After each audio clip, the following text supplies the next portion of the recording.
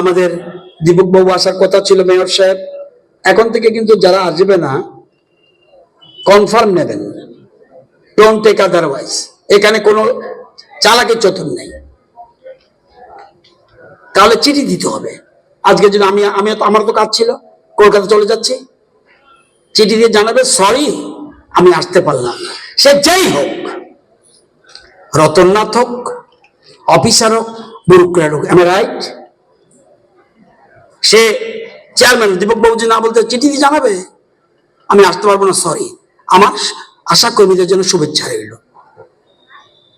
আমাদের সেক্রেটারি সাহেব আসছে, সাজু সাহেবের কাছে আছে, তবুও এটা ডোন্ট টেক আদারওয়াইজ। এটা আমি কেন আমার জন্য একরকম আরেকজনের জন্য এক নিয়ম হতে পারে না, এটা বলা উচিত।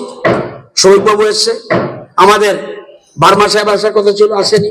ওনাকে এরকম ভাবে চিঠি দেওয়া উচিত আমি মনে করি। এই মেসেজটা আমি তো অন্যের কাছে বলতে পারবো না, যারা একটু ইয়েতে আছে সেক্রেটারি সাহেবকে বলবো, তারা যেন এখন থেকে আমাদের তারা কনফার্মেশন আনবে। দেখবেন সিএম এর কাছে যখন চিঠি দেবেন আপনি, উনি টাইম দেবেন না দেবে উনি ঠিক করে দেয় ওনার সুবিধা মতে।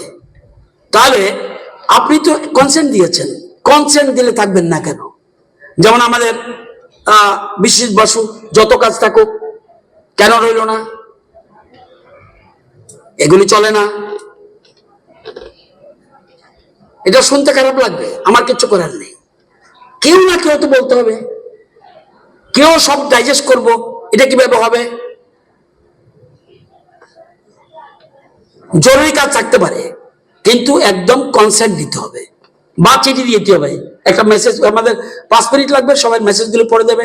আজকে যারা আসছে, যদি আসতো মেসেজ একটা দেবে। অনেকে আমি দেখেছি, যেমন প্রধানমন্ত্রী মেসেজ পাঠিয়ে দেয়, ডাইরেক্ট মেসেজ পাঠিয়ে দেয়।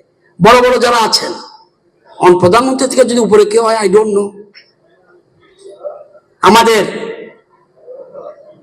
রাজ্য প্রতিষ্ঠা দিবসে প্রধানমন্ত্রী মেসেজ দিয়েছে,